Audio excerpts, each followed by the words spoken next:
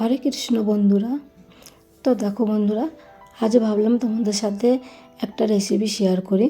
তো দেখো, ভাবতে ভাবতে আমি ভাবলাম দেখি তো ঘরে কী আছে, কিছু একটা তো রেসিপি শেয়ার করব ভাবছিলাম। তো দেখলাম যে বাঁধাকপি আছে, তো বাঁধাকপিটা নিয়ে কুচাতে বসে গেলাম। তো কুচিয়ে নিয়ে চলে এসেছি। এই দেখো, তো এর মধ্যে তারপরে লবণ, হিং, গরম মশলা আর জিরে আর ধনে গুঁড়ো দিয়ে দিলাম।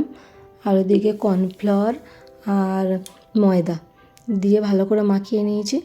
নিয়ে ওর মধ্যে না একটু কালার দিয়েছিলাম, একটু ফুড কালার দিয়েছিলাম যাতে সুন্দর দেখতে হয়। তো সেই জন্যে দেখো মাখিয়ে নিয়ে ওর মধ্যে একটু ফুড কালার দিয়েছিলাম। দেখো কত সুন্দর দেখতে লাগছে। তো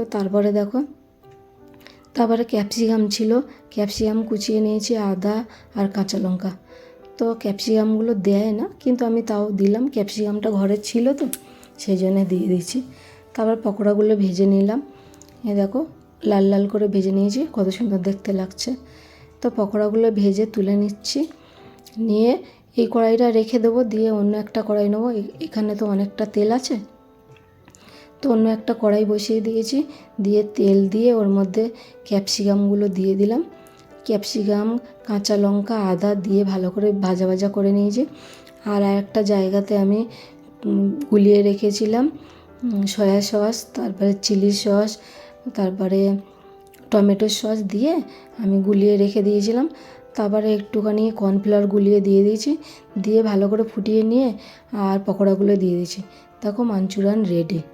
তারপর চলে গেছি ভোগ লাগাতে। এই দেখো ভোগ লাগিয়ে দিয়েছি, তোমরা ভোগ দর্শন করে নাও।